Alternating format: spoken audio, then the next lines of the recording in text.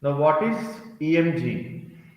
It is the study of electrical activity of a muscle by the way of needle or surface electrode, which are either inserted in, suppose if it is a needle, we insert it into the muscle, or if it is a surface electrode, we will be placing over the muscle which we want to examine. ENMG, electroneuromyography. This technique consists of observation, analysis, and interpretation of electrical activities in muscles or nerves. So, it is also known as electroneuromyography, ENMG, because here we also examine the nerves apart from the muscles. The instrument used is called as electromyograph, and the record is known as electromyogram. Like we say electrocardiograph ECG, electroencephalograph EEG. Like that here, the graph what we examine, we call it as electromyogram. Now, what are the uses of ENMG or IMG? Basically, it is used for as a diagnostic tool. I know you all got confused here. In our physiotherapy, we use it as a part of biofeedback, EMG biofeedback. But ideally, it was designed not for the purpose of biofeedback. It was designed for the purpose of diagnosis of any muscular pathologies. So basically it is used in the diagnosis of conditions like spinal muscular atrophy, syringomyelia, poliomyelitis, post-polio syndrome, that is post-polio residual palsy, inflammatory muscle diseases like polymyositis, dermatomyositis, or viral myositis. It can also be used to diagnose myopathies like metabolic myopathies, congenital myopathies, myotonic dystrophies, muscular dystrophies. Any lesions in the anterior horn cells, nerves, and muscles could be diagnosed with the help of ENMG. Now, apparatus. Basically, we have all two types of electrodes here. One is electrode and the needle electrode, surface electrode and the needle electrode. The basic component first one is electrode. There are two types of electrodes, surface and needle. Again, under needle, depending upon this type, we have different electrodes. See, what you are seeing here, these are called as concentric needles. The picture what you are seeing, these electrodes, if we are using for ENMG, these electrodes, then it is concentric needles. Then this is a monopolar needle. If it comes like this, it is a monopolar needle. And this type of needles are called as single fiber needle.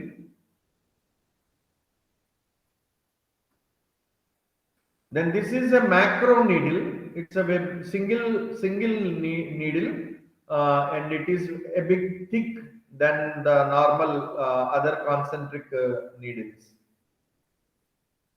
Then surface electrodes, we have disc electrodes. See, they similarly look like our TENS electrodes. They are made up of Carrier rubber, that is self-adhesive as well as conductive. These electrodes have a special gum. They use special gum. That gum is adhesive as well as conductive. Both purposes it will be satisfying. These are cup electrodes. Now these are ring electrodes.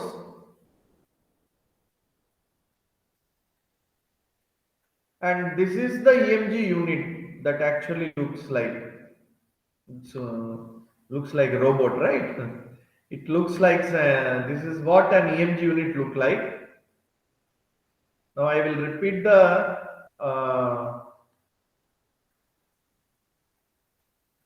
electrodes you can see again.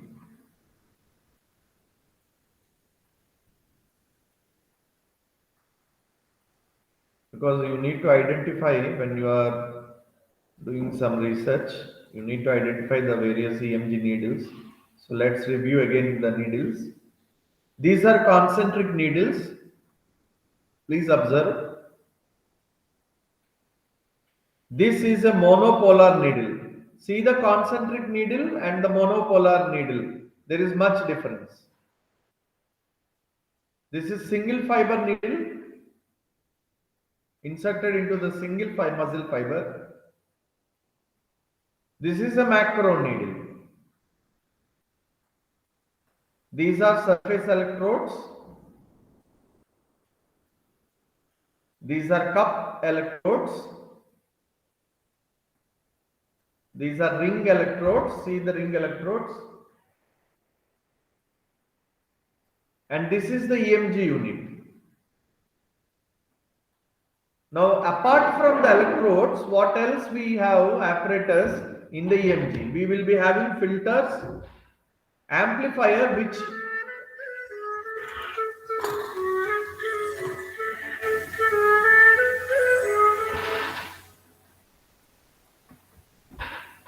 filters, amplifier, display unit,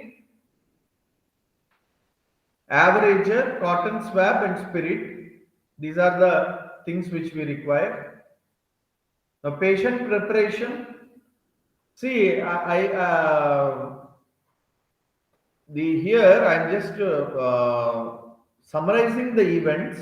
Okay, so that as a scholar you should be knowing all these preliminary things that are done. Explain the procedure to the patient. Clean the skin with cotton swab soaked in spirit. Now select the electrode and place it over the desired area.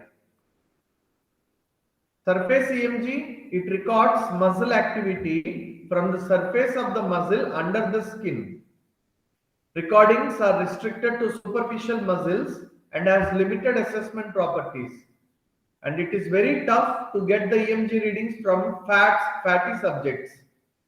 If the subject is a bit healthy, then it is difficult. I mean, fatty, it's difficult to get the EMG graph from them. And mostly surface EMG are used for superficial muscles. Intermuscular EMG, it's a simple approach by a monopolar needle electrode. Fine wire is inserted into a muscle. Fine wire is inserted with the help of a needle, monopolar needle, is inserted into a muscle with a surface electrode as a reference electrode. Or sometimes you can use two fine wires inserted into the muscle reference to each other. It is basically used in kinesiology studies to see maximal muscle contraction and to indicate amount of the muscle fatigue. Then we have concentric needle electrode. It is complex design. Small signals are also identified. Reduced electrical artifacts from tissues. Monopolar needle, the benefit, it is inserted and then moved at multiple spots in the muscle. The electrode is first inserted into the muscle and is moved at multiple spots in a relaxed muscle. The pattern of the EMG, resting activity recorded at muscle relaxed and needle not moving, you don't see anything. I mean, when the electrode is on resting, you are not moving the needle, then you don't find anything on the graph. Then insertion activity, that means when you insert the needle into the muscle, needle is moved to various sampling spots within the insertion tract. Brief action potentials can be recorded. Then motor unit potential, needle is to be moved, is not moved while patient makes slight contraction. Ask the patient to do a voluntary contraction. Then a few motor unit action potential biphasic, triphasic and short duration are observed. Recruitment, subject makes progressively stronger muscle contraction until reaching maximum force. Increase number of functioning movements until the baseline is obscured. Motor unit potentials, which we call it as MUP.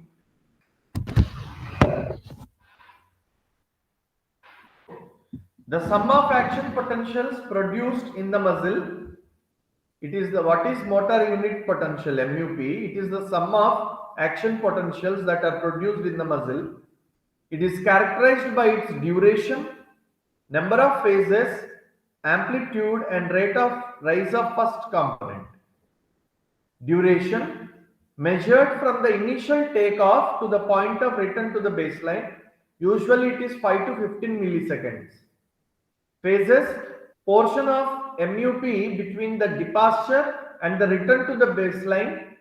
It is usually triphasic, that is a positive deflection, a negative deflection, and again followed by a positive deflection. In polyphasic MUP, where more than 4 phases can also be seen.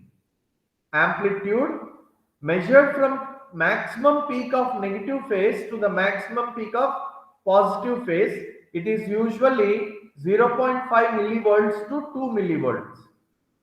Rise time, duration from the initial positive to subsequent negative peak, normally less than 500 milliseconds.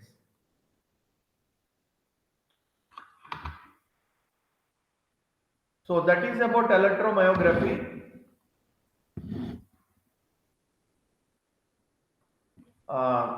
Hope you understood the basic things. Yes, sir. Okay. Now I will show you the video of Faradism under pressure. Okay. Next our topic is electrotherapy. You first see the videos and then we can go into the electrotherapy briefing. Okay. Okay. So I am going to demonstrate you the video.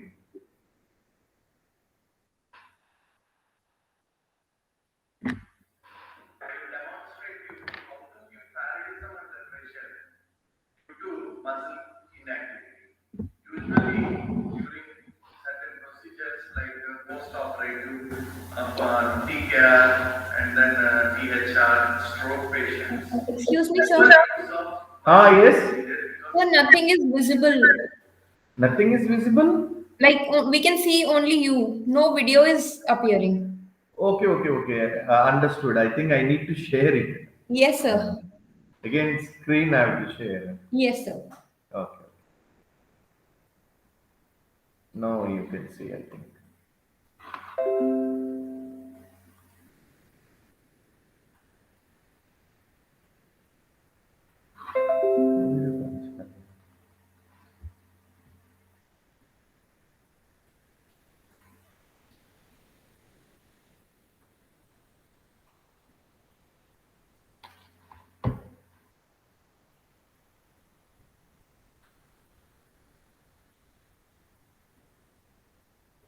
My dear friends, I am Dr. Gauri Shankar. Today, I will demonstrate you how to give Faradism under pressure due to muscle inactivity.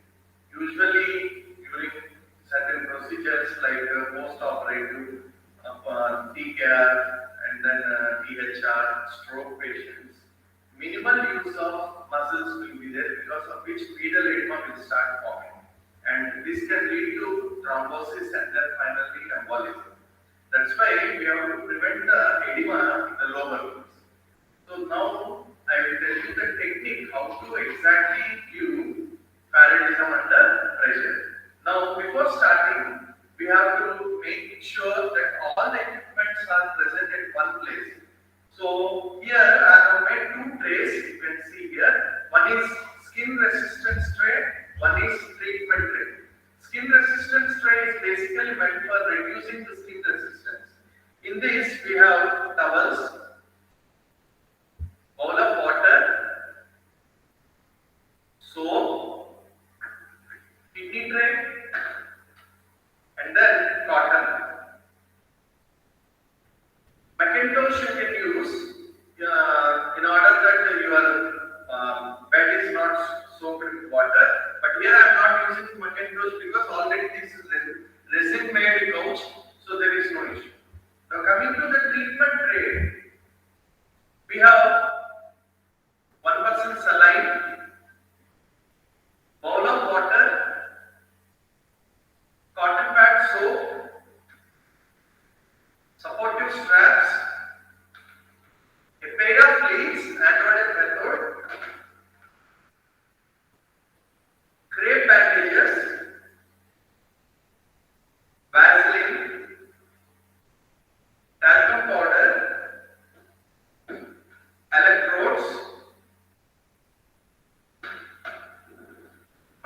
stimulator, and a special thing, multi-connector. I will tell you the use of what is the use of this multi-connector later when we demonstrate. So these are the apparatus that are required for parallelism under pressure. Now coming to the parameters, see here we use surge Faraday currents 50 to 100 50 to 100 hertz. Triangular pulse will be taking, the duration of each pulse will be 0.1 to 1 millisecond. Intensity until you see a good contraction, and duration is for 20 minutes, 2 times a day. By daily we will be giving. Now I will demonstrate the video.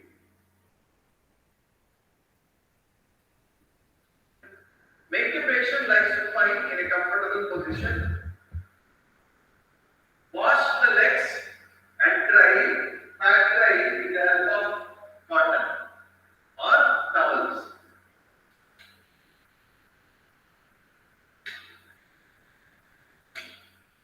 Now,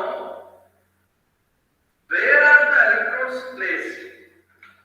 See, one electrode is placed just below the median malleolus.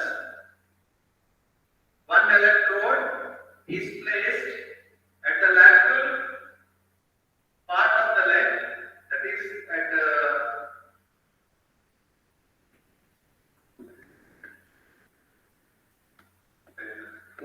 one electrode at the head of the fibula, and one electrode which is passive at lumbosacral junction. Now we have 3 electrodes, but we have only 2 points on the stimulator. So we have to make a series circuit so that we can connect 2 electrodes in one series. That's why this multi-connector is used. It will bring 2 electrodes into series. Now how to connect it? Either you can use the soaked pads, water soaked pads, or you can use conduction jelly.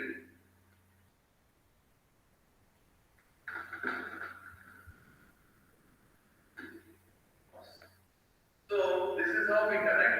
I have used spiral bandaging here and then elevation. So here basically parallelism under pressure works on the principles.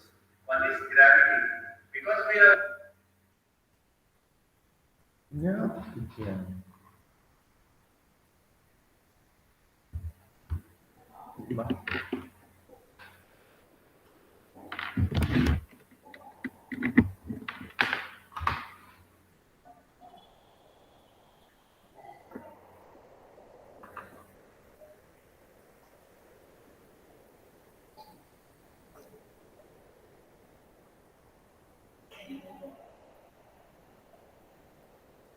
okay. Dr. Hina, I don't know how the last part has not been recorded in the video. Here I tell you one thing I didn't mention in the video. Talcum powder and Vaseline we are using, right? So they basically Vaseline we use if there is any open wound. Okay, we apply on it so that the current don't get concentrated over here. Talcum powder we use after any type of stimulation. After stimulation, if there is an erythema, okay, to reduce erythema, talcum powder is the best thing. When you apply talcum powder on the erythema, that redness will come down, intensity of redness. Actually what happens if there is more redness, the patient gets nervous unnecessarily.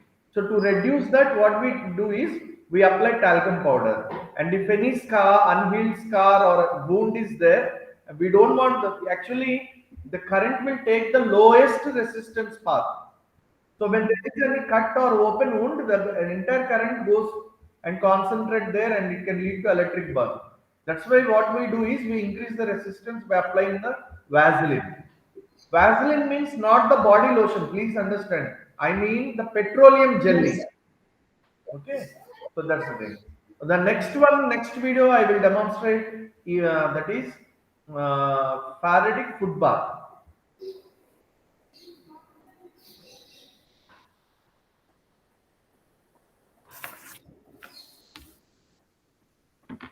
पता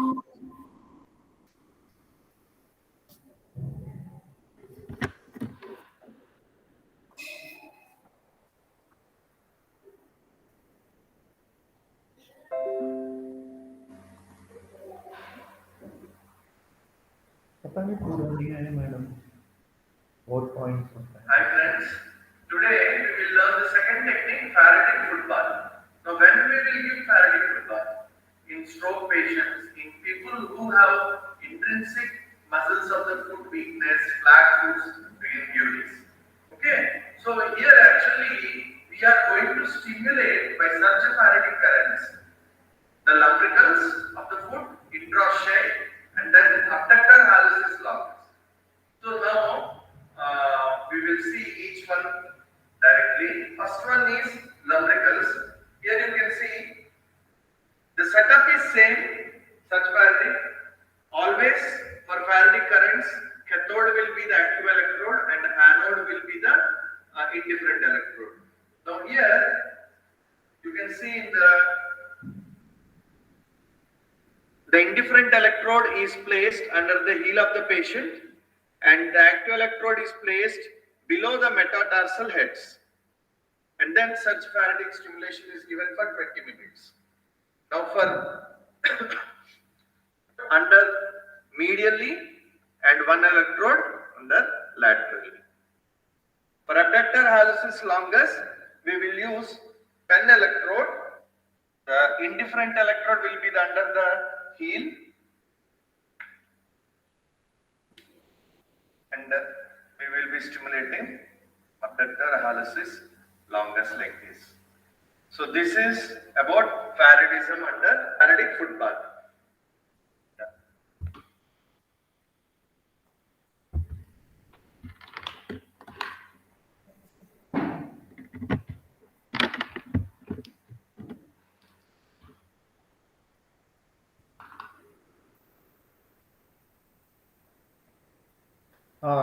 Here one more point I missed. See, when you are giving such Faradic currents, please remember the surge ratio on time, off time. It should be always 1:4. That means 1 second on time, 4 seconds off time. In the first week, when the patient comes to us, in the first week we will take the ratio of 1:4.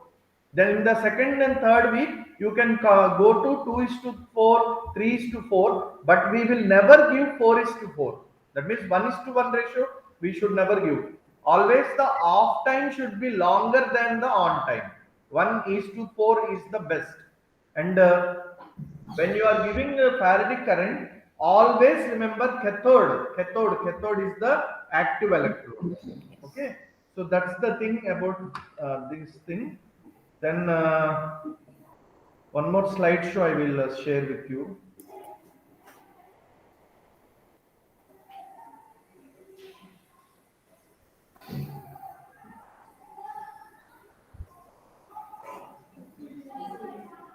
It's about electrotherapy.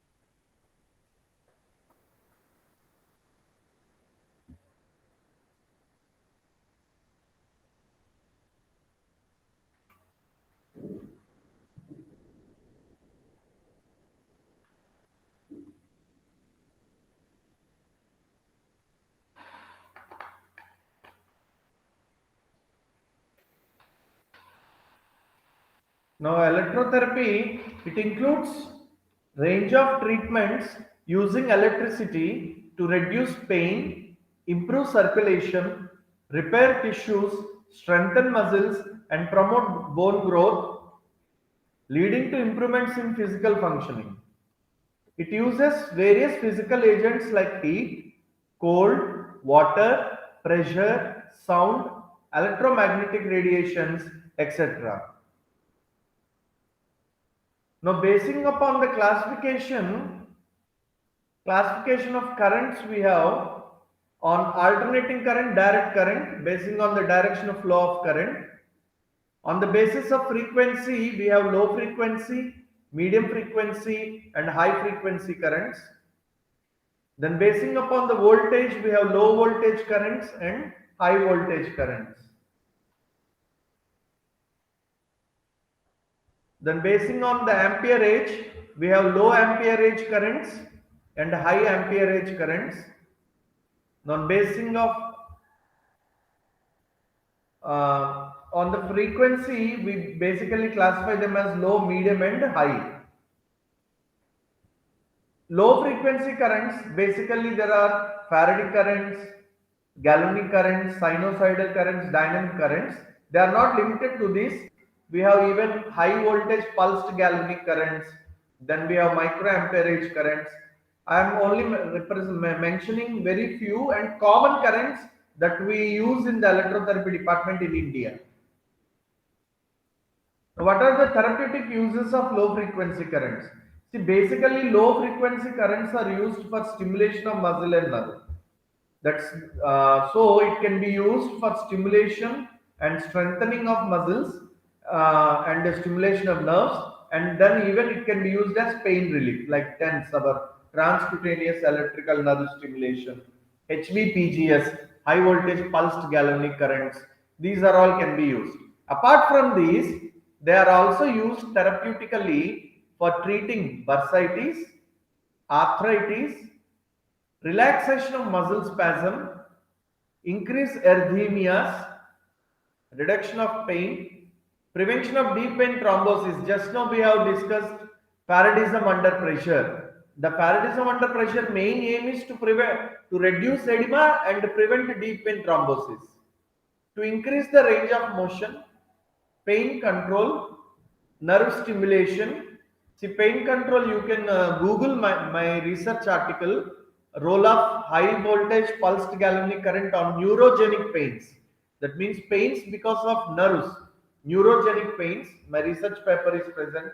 You can Google and go through it, how the HVPGS will be helping these neurogenic pains.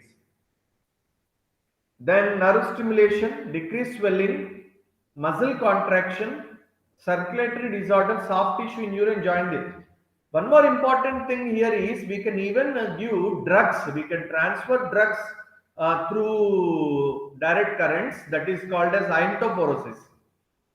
So I have done one research. You can Google that if you can get a paper. Effect of dexamethasone iontoporosis on piriformis syndrome means we give dexamethasone iontoporosis onto the piriformis muscle. It was a very interesting study, and I have incorporated along with that SSF, strong surge Faradic currents. Strong surge Faradic therapy, SSF, is nothing but we make the muscle contract very strongly, high intensity, around 40 to 50 intensity we give on the muscle, and we make the muscle to contract. This is basically based on the principle of Starling's law, that is the amount of contraction, the force of contraction under physiological limits, the force of contraction is directly proportional to the initial length of the muscle fiber. And when we derive that, it says a strong contraction results in strong relaxation. So whenever you have a muscle which is in spasm, so when you strongly contract it, there will be relaxation of the muscle basing on the Starling's law. But you might have getting in your mind, many times we prevent hacking on the muscle which is in the spasm. In massage, it is mentioned hacking is prevented. But I tell you, my dear friends, I have personally tried. When you hack the spasm muscle, immediately it will relax. You can also try that, but not very severe like torticollis and all. In such such type of conditions, yes, hacking is definitely what do you call prevented. But as such, in spasms, definitely hacking will help out. So strong surge Faraday currents will help you to reduce the muscle spasm. Now, what are the advantages? Low frequency current is used for long distance traveling. It is a strong duration interrupted current and produces tetanic contractions. Disadvantages: the amount of current that is sent is proportional to the frequency. Therefore, low frequency is not suitable when large amount of current needs to be transmitted. Medium frequency currents basically prevent muscular dystrophy, pain relief, muscle strengthening. You might have heard about Reebok's currents. When in athletes, so if any in sports, if you see in athletes, we give this muscle strengthening through Reebok's currents or Russian currents, we call it as muscle re-education. High frequency currents, they are usually deep tissue heating currents. They warm up the tissues and relaxes the tissues, increases the blood supply to the area, and oxygen supply will increase. Hence, the tissue gets healed up or tissue gets pain relief. They are mainly used for treating spasm, mobilization of scar tissues like ultrasound. Excuse me. Hello? Hello? Hello?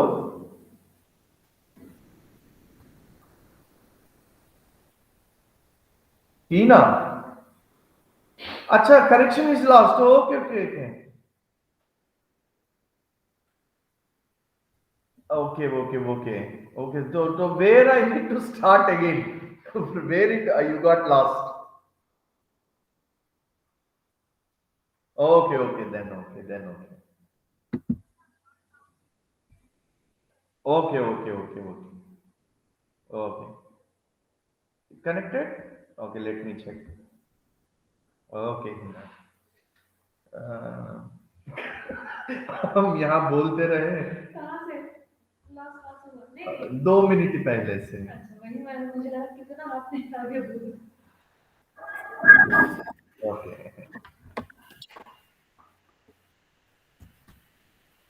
So I didn't knew I was continuing my class. yes sir. We are at the, we are almost at the ending point. Yes sir, you can share the PPT again sir. Okay.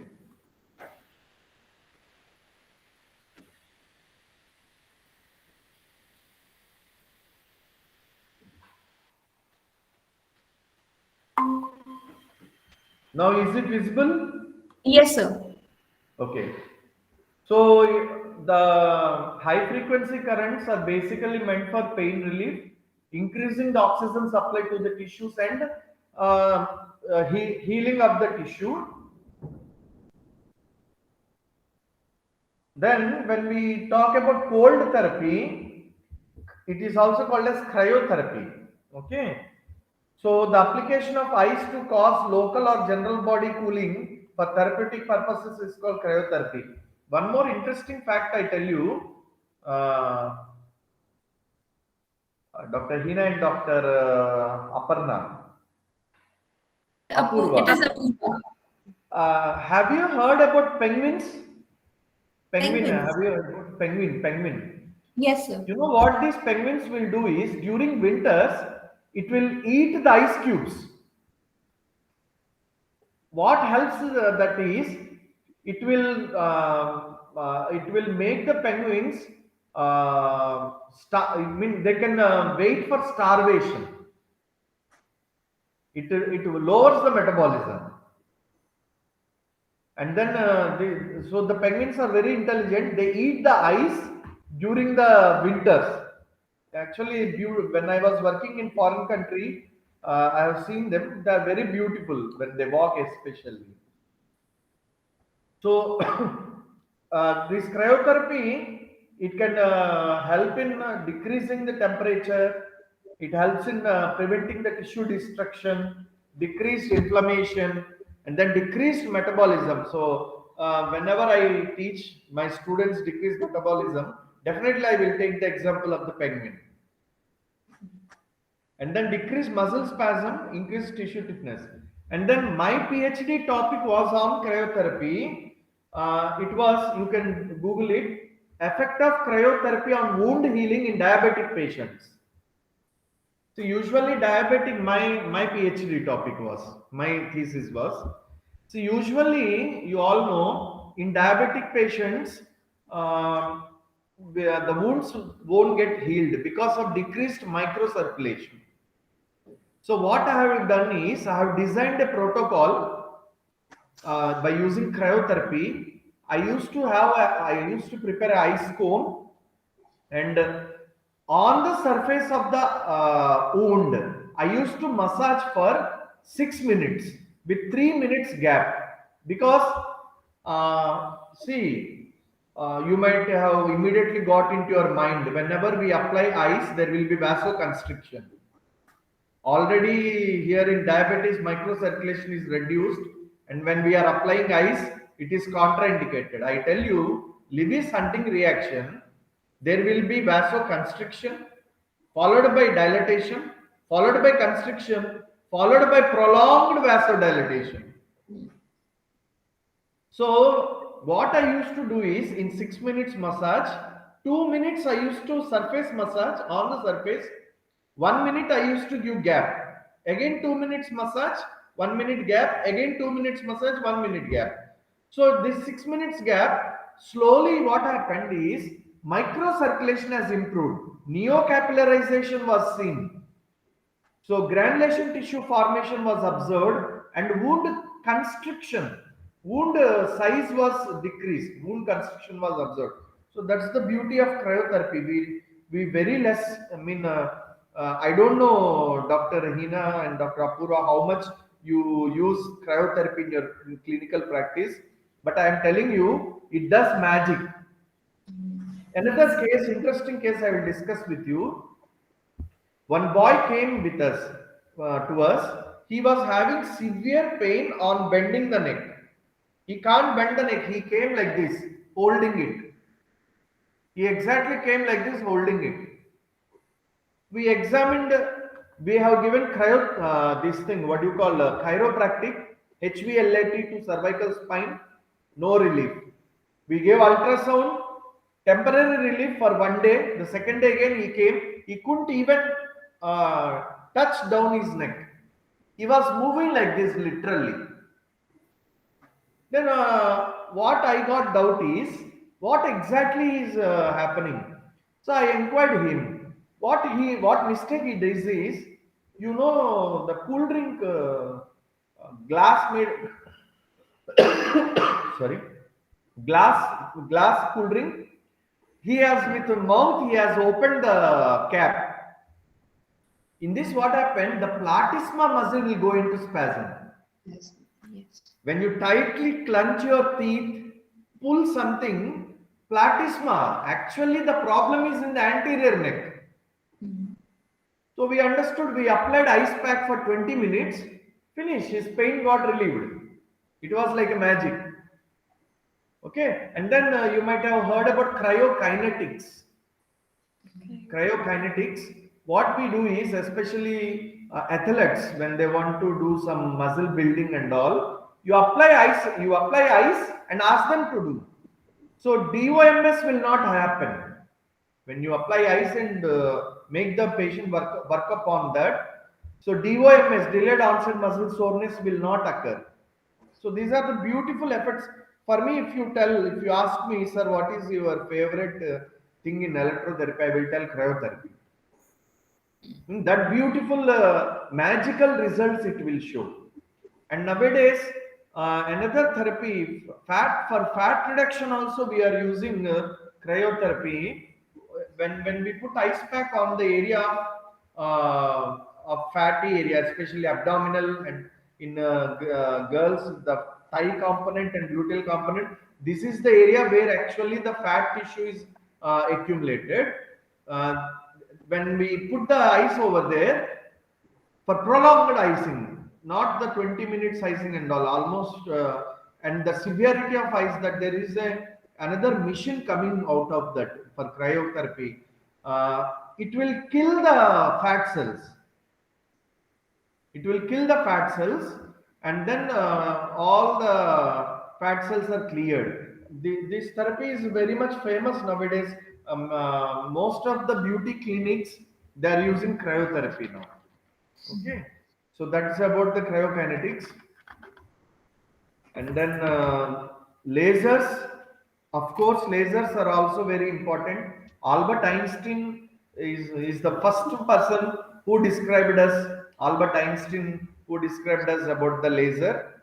By end of 1960s, lasers came into therapeutic purposes. In first, low-level laser was developed. After getting from the FDA approval in USA, after in 2002, okay, Microlight 830 moderate level lasers were released. Now we are using high power lasers. If you any time you get an opportunity to visit UPMS Sci-Fi, you can come here. You can see the high power laser. We have that in our department, and it shows beautiful results. So anytime if we have organizing any workshop or conference, please do come. You can see this. And then basically these lasers we use for soft tissue injuries, healing, and then fractures. Peptic ulcers also can be relieved by laser. Peptic ulcer diseases can be relieved by superficial if you are good at surface anatomy. If you identify the left hypochondrium, right hypochondrium, epigastric, this is where the stomach is situated actually, and the curve of duodenum. If you are good at surface anatomy, and when that point, if you take even ultrasound, there are research papers already present that ultrasound heals the peptic ulcers, but lasers are also having good effects on that. Osteoarthritis, rheumatoid arthritis, pain, wounds and ulcers, and even now we are giving it in on acupuncture points. Okay, as research scholars, I am asking you, how far do you believe in acupuncture and acupressure? So we've not used it much, but when I was into teaching, few of my patients, my students have done this, and they have shown results. See, when I dissect, I don't know whether you have dissected the body or not. We have dissected the body during our undergraduate course.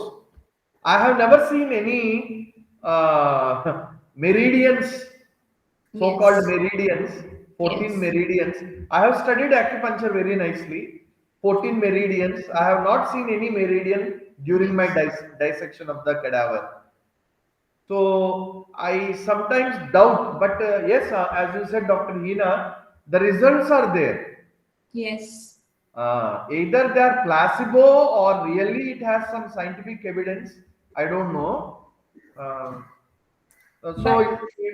This laser therapy also, when we give it on the acupuncture points, the results are mesmerizing. Yes. Really, they are very good. So other than that, this high frequency SWD, MWD, already you are well known with it. Okay. So electrotherapy, I will end up over here in Okay, this sir. session. Okay. So we will end up session for today. Okay, Okay. sir. So next week we will take 2-3 experts again, 2-3 topics. Hope you Fine. enjoyed the class. Yes, Yes, sir. sir. Sure. Okay. Bye. Thank you, sir.